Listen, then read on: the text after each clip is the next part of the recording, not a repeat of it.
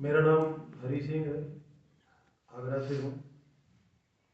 33 वर्ष वन विभाग में बिताए। जल जमीन जंगल से जुड़ा रहा और शिविर में मैं पहली बार आया हूँ।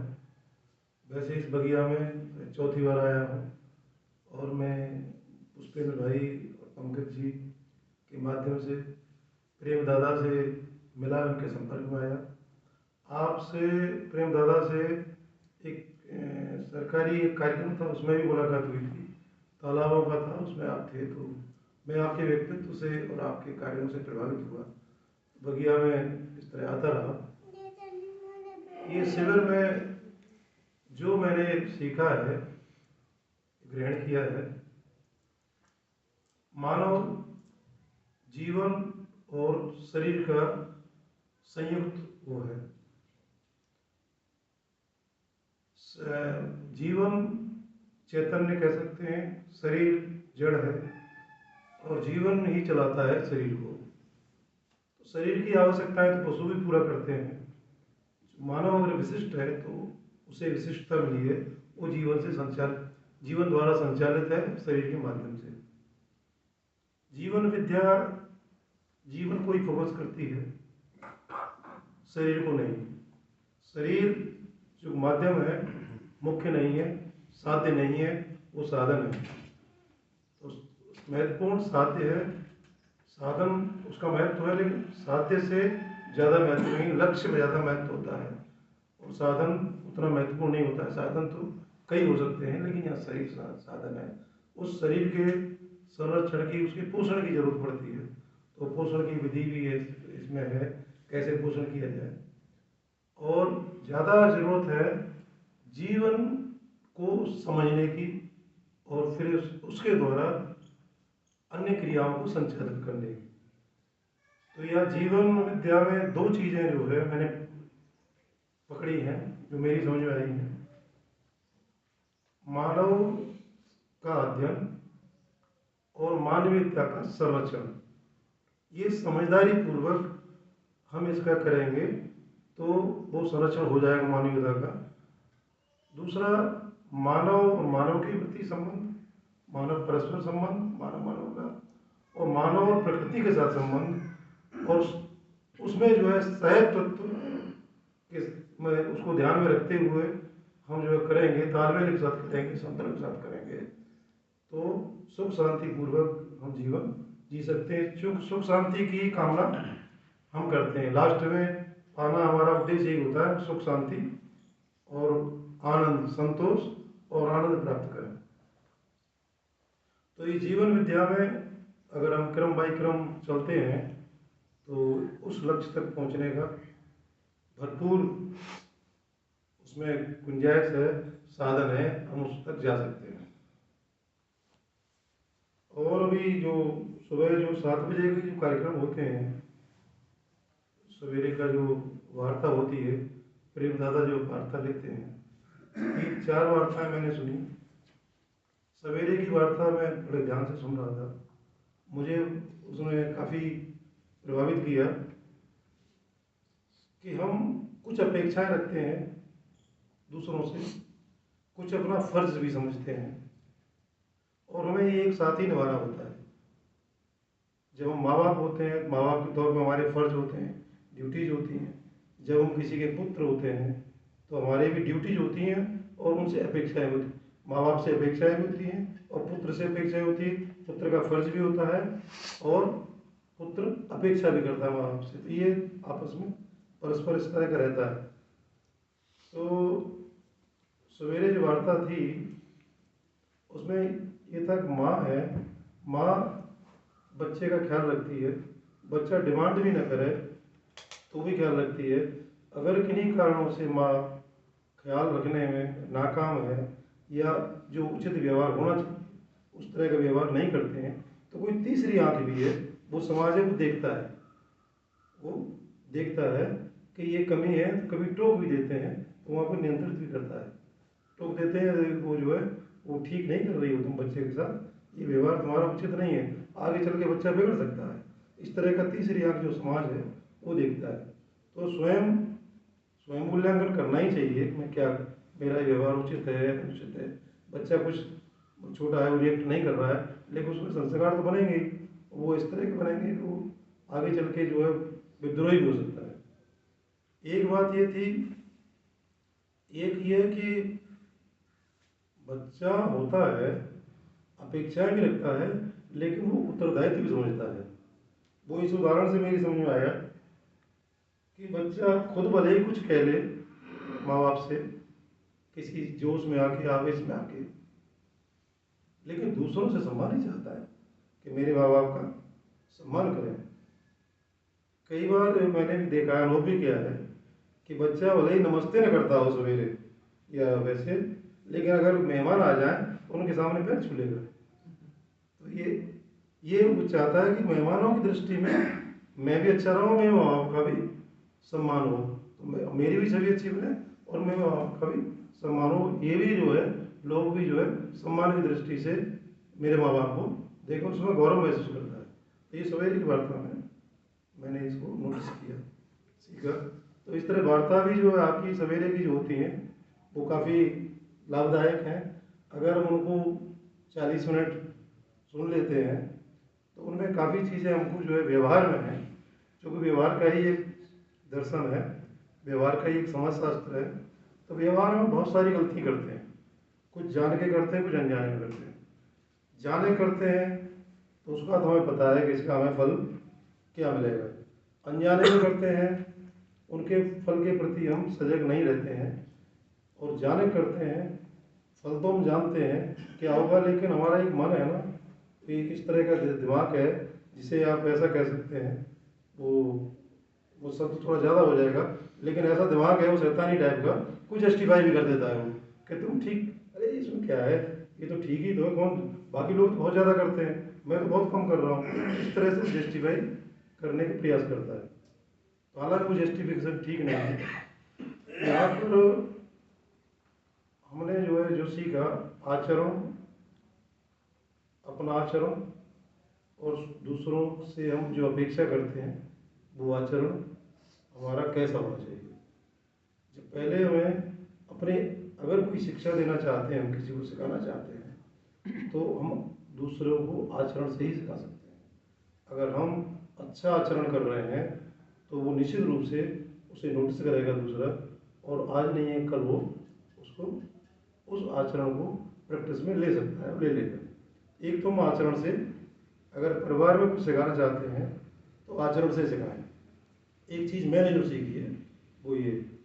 दूसरा, परिवार में हम परस्पर संबंधों का मूल्य समझें, उनका महत्व समझें। जब तक संबंधों का मूल्य नहीं समझ में आएगा, हम संबंधों को निभा नहीं पाएंगे। हम लेना जानते हैं, देना नहीं जानते।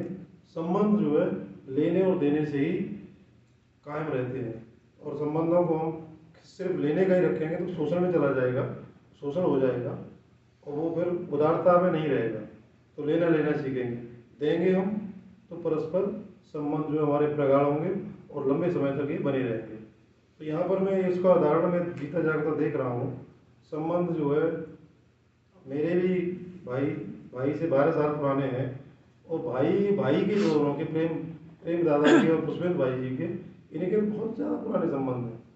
तो ये पुराने संबंध इतने दिनों तक टिके हैं तो ये परस्पर संबंधों का महत्व समझते हैं, मूल्य समझते हैं। अगर ये मूल्य नहीं समझ रहे होते दोनों, सिर्फ अपना सिर्फ हित समझ रहे होते, तो शायद ये संबंध कायम नहीं रह पाते। ये सबसे जीता जाता उदाहरण है जो मैंने देखा है, जो मैंने अनुभव किया है। और बाकी लोगों के, मैं लंबा जो मैंने देखा है, बहुत दिनों से मैं देख रहा हूँ, 12 साल से मैं देख ही रहा हूँ, लेकिन जो मैंने सुना है बहुत पुराना संबंध है। पुराने संबंध यूँ ही नहीं रहते हैं, उनके लिए परस्पर संबंधों की वैल्यूज़ जो हैं, उनके जो मूल्य हैं, उनका हम ध्यान रखते हैं, ध्यान ही नहीं रखते हैं, उनका हम पालन करते हैं, तब जो है वो टिक पाते हैं। तो ये चीज़ सीखी मैंने परस्पर संबंधों की। मैंने प्रैक्टिकली जो सीखा है, प्रैक्टिकली और सिविल में जो सीखा है, समय है थोड़ा, मैं बता। तो एक तो उनका परस्पर संबंध हो गया। अस्तित्व की बात है, हम सह-अस्तित्व की बात करते हैं, तो मैं प्रैक्टिकली जो 7 दिवसीय जो शिविर है उसमें सह-अस्तित्व के बारे में काफ़ी कुछ सीखा है, इतना सीखा है कि सहस्तित्व का जो है मतलब ठीक से समझ में आ गया। मैं साइंस का विद्यार्थी रहा, उसमें भाई से कल चर्चा भी हो रही थी कि हम जो है इस पूरे संसार में, पूरे यूनिवर्स में हम रिलेटिव हैं, सब सगे संबंधी हैं, कोई पराया है नहीं। वो अलग बात है, हम बना लिए हैं पराया है, हकीकत ये है हम पराया कोई है ही नहीं। अगर मैं उदाहरण के तौर पे बताऊं, मैं अपना परिचय दूं तो यूनिवर्स तक नहीं जाऊंगा तो मेरा परिचय पूरा होगा ही नहीं। मैं कहूँ मेरा नाम हरी सिंह है, फिर कहूँ मैं आगरा से हूँ। आगरा से हो तो आगरा कहाँ है? अगला आदमी सवाल करेगा आगरा, भाई आगरा का मैं नहीं जानता आगरा कहाँ है। तो मैं बताऊँगा आगरा उत्तर प्रदेश में, या मैं कहूँगा ब्रज में एक जिला है और एक जिला है आगरा। तो कहीं ब्रज नहीं जानता मैं, ब्रज क्या है तुम्हारा? तो कहीं उत्तर प्रदेश में एक है, तो उत्तर प्रदेश कहाँ है? तो उत्तर प्रदेश बताएंगे, उत्तर प्रदेश जो है भारत में है, भारत भी नहीं जानता, तो उसको यूनिवर्स तक ही जाना पड़ेगा।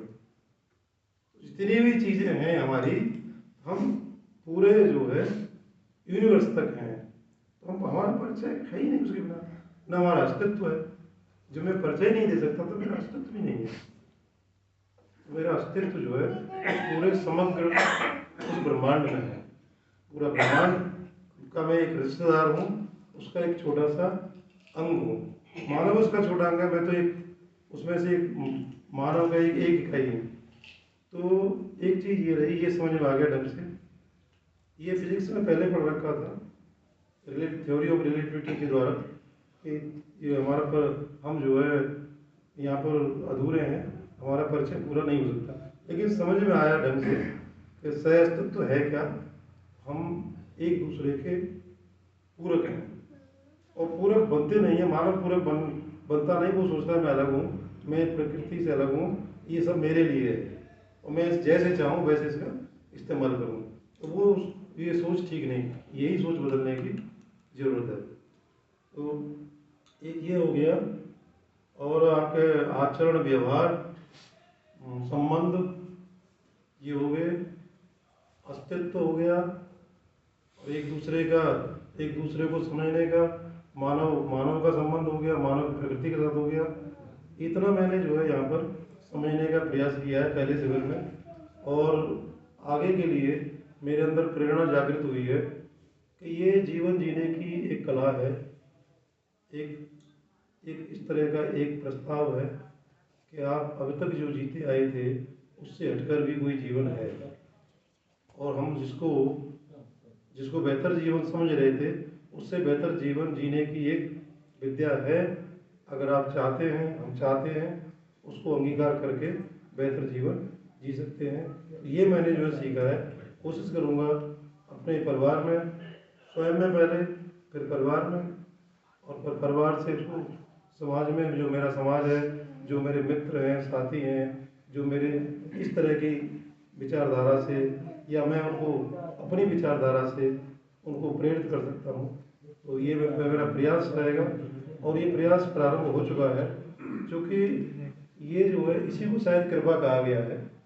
अगर मैं ठीक हूँ तो कृपा यही है कि हम किसी को जो है बताते हैं, और बताया और वो उससे प्रेरित हो गया। तो कृपा इसमें जो है भाई पुष्पेंद्र जी की थी और पंकज जी की थी कृपा, और उस कृपा से जो है मैं प्रेरित हुआ और यहाँ तक पहुँचा। मैं जीवन विद्या के बारे में सच बताऊँ, अब वो मैसेज में ग्रुप में जुड़ा था, उसमें मैंने उसको ठीक से कभी पढ़ा भी नहीं। मैंने सिर्फ इतना पढ़ा जीवन विद्या है, उसके बाद आगे बढ़ गया। आपसे बात हुई थी तो ये कहा एक बार देख लो, आपने इतना ही कहा एक बार देख लो और कोई दिक्कत नहीं है।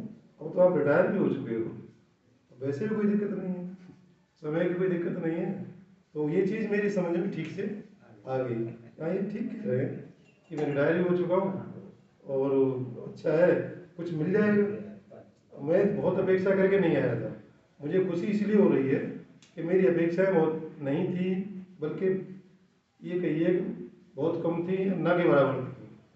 लेकिन मैंने यहाँ देखा अपेक्षा नहीं थी, उसको मिला जो है बहुत ज़्यादा, इसीलिए मुझे जो है बहुत ज़्यादा खुशी हो रही है। मैं अपने खुशी को इतना ही व्यक्त कर सकता हूँ। आप शायद समझ सकते हैं कि मैं पहले भी आया था इस एरिया में, लेकिन अब मैंने शिविर अटेंड किया है, वो खुशी मेरी कई गुना बढ़ गई है। धन्यवाद आप सबका, धन्यवाद उन सभी का जो मुझे प्रेरित किया। धन्यवाद यहाँ पर जो इस तरह का अनुकूल वातावरण मिला, उस और सोचने का, समझने का और विचार करने का, एक दूसरे से विचार किया। कई लोग नए मित्र, नए साथी बने हैं। और इसमें मैं अधूरा रहेगा मेरा जब तक मैं उनको नहीं याद करूँगा जो इस शिविर को 7 दिन तक, मैंने पहले दिन ही मैंने चर्चा की थी, भाई जी कुछ मैं जानता था ठीक से। मैंने इस तरह के शिविर तो अटेंड नहीं किए, लेकिन प्रशिक्षण सत्र बहुत अटेंड किए, बहुत अटेंड किए हैं, बहुत सुने और कई दिए भी हैं। लेकिन आपकी जो गोपाला सर का जो है, जो बताने का तरीका और जो उनका पिच है, मुझे जो आकर्षित किया, प्रभावित किया। आप सवाल कुछ भी कर रहे हैं, सवाल आप कर रहे हैं, पहले तो आपने सवाल को ध्यान से सुनना। अगर ध्यान से नहीं सुन पाए हैं तो दोबारा सवाल को, क्या आप सवाल दोबारा कर दीजिए। मैं ठीक से शायद पहुँचा नहीं है, या मैं पहुँचा नहीं है, शायद आपने ठीक कहा होगा, लेकिन शायद मैंने रजिस्टर नहीं किया ठीक से। आप दोबारा कर दीजिए, मतलब अगले की कमी नहीं बता रहे, अपने को मान ले रहे हैं कि शायद मैं रजिस्टर नहीं कर पाया। आप दोबारा बता दीजिए। ये बहुत बहुत बड़ी चीज़ है। दूसरा, सवाल को ठीक समझ के उसके जवाब को जब तक जवाब दिया है, जब तक उन्होंने खुद नहीं कहा कि मैं संतुष्ट हूँ। अगर वो विषय वस्तु से अलग है सवाल, तो फिर वो अलग है, तो फिर वहाँ थोड़ी लगाना ही पड़ेगा। अगर विषय वस्तु से संबंधित है तो प्रयास ये किया है सर ने कि उस सवाल को जो है पूरा अपनी तरफ से मैं कोशिश करूँ कि ये संतुष्ट हो जाए, और संतुष्ट ही नहीं हो जाए, सवाल के जवाब को इनकी स्वीकृति प्रदान हो जाए। स्वीकृति बहुत बड़ी बात है। संतुष्ट होना और स्वीकृति होना दोनों बहुत बहुत बड़ा अंतर है। तो संतुष्ट हो जाते हैं, कभी कभी स्वीकृति नहीं मिलती है। संतुष्ट हो जाते हैं, टाइम बिंग हो जाते हैं, थोड़े समय के लिए हो जाते हैं, कह दिया अगर चलो ठीक है, लेकिन स्वीकृति नहीं होती है। तो आप स्वीकृति तक पहुँचे। और प्रत्येक जो है 70 की 65 की संख्या रही, कभी थोड़ा कम कभी ज़्यादा रही, कभी कुछ लोग आए कुछ लोग नहीं आए अटेंड करने। आपके उसमें बताने में, समझाने में कोई अंतर नहीं आया। मतलब अंतर आया तो उनके जो कैंडिडेट हैं उनमें आया, कम हुए ज़्यादा हुए, थोड़ा बहुत आया, या किसी ने थोड़ा किन्हीं कारणों से कम सुना, या बैठने की पोस्चर बदली, आपने उस तरह से लिया पोस्चर बदले, इनको कुछ तकलीफ होगी शायद इसलिए बदले, उसको वैसे नहीं लिया, अदरवाइज नहीं लिया। ठीक है, कोई बात नहीं, आप सुनिए, आप जिस सहजता के साथ सुन सकते हैं आप वैसे ही सुनिए, लेकिन हमारा उद्देश्य है आप हमारी बात को सुनिए। बहुत क्लियर कट आपका रात ये सब ये रहा, और संख्या भी कोई कम रही, कभी ज़्यादा रहे, कोई लेट रहे, आपका कोई रिएक्शन नहीं आया, बड़ी बड़ी विशेषता। और आपकी विषय वस्तु, निस्संदेह विषय वस्तु पर आपका पूरा पूरा नियंत्रण है, पूरी जानकारी तो है ही, लेकिन बताने का भी नियंत्रण है। मुझे जो है आज कितना बताना है पूरा बताया, और हम सब लोगों को बताया, जिसकी पात्रता जितनी रही होगी उसने ग्रहण किया होगा, वो पात्रता के ऊपर है। लेकिन आपके बताने के ऊपर, बताने में कहीं से कोई कसर नहीं, आपने बहुत अच्छे ढंग से सबको बताया, पूरा सबको अवसर दिया, सवाल पूछने का, प्रश्न पूछने का, कभी कोई हड़बड़ी जल्दबाजी नहीं दिखाई। ये आपका व्यक्ति ये बड़े देर में आता है, ये बहुत मुश्किल से आता है, और कभी कभी आता भी नहीं है, जिंदगी चली जाती है, आता भी नहीं है। ये धैर्य ये आपने देखने को मिला। आपने पूरे सत्र को जिस तरीके से जो है समझाया, उसके लिए आभारी हूँ। और मैं अपनी तरफ से अपने सभी जो शिविर में भाग लिए उन प्रतिभागियों की तरफ से आपको धन्यवाद, साहबान। और ये उम्मीद के साथ आगे भी आपके सत्र इसी तरह से जो है हमारे लिए उपयोगी होंगे, हम सब के लिए उपयोगी होंगे, और जो नए जुड़ेंगे उनके लिए उपयोगी होंगे। और आपका ये कारवां बहुत बड़ा कारवां है। चले तो कहते हैं कि अकेला चलाता जानवे मंजिल, लोग आते थे और कारवा बनता है। तो ये कारवा ऐसा है, अकेले से शुरू होता है लेकिन अकेला नहीं रहता है, इसमें लोग जुड़ते जाते हैं। ये सच है कि जुड़ना उन्हीं को है जो जुड़ते हैं, जुड़ने वाले हैं। और जो जुड़ने वाले नहीं हैं वो नहीं जुड़ पाए, कोई बात नहीं, लेकिन जो जुड़ना है, जो जुड़ेगा ना, वो एक एक नहीं, वो मल्टीप्लाई होता है, इसमें मल्टीप्लिकेशन होता है। जो सच में जुड़ जाएगा वो मल्टीप्लाई होगा। एक से शुरुआत हुई थी बाबा नागराज से। बाबा आज बाबा नागराज के मेरे ख्याल से करोड़ों में होंगे, लाखों नहीं करोड़ों में होंगे जो इस बात को, इस शिक्षा को समझते होंगे। तो मुझे समय दिया आपने इतना, और बड़ा और अपने धैर्यपूर्वक मुझे सुना, क्योंकि आज मैं सच बताऊँ, मुझे मौका मिला। आप ये ऐसा अवसर है जो इतने ध्यान से मुझे सुना है, सुनाने के लिए तो मेरे पास बहुत है, सुनने के लिए शायद मेरे पास भी नहीं है, मैं भी किसी की नहीं सुनता हूँ, मेरी भी नहीं कोई सुनता है।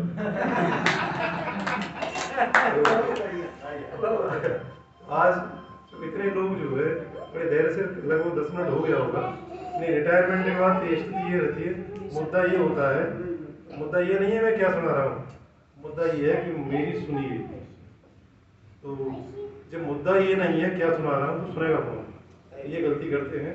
तो ये गलतियों जो करते थे हम, उनमें हम खुद में सुधार करेंगे और दूसरों से अपेक्षा नहीं, खुद से शुरुआत होगी और ये शुरुआत आगे रंग लाएगी। धन्यवाद।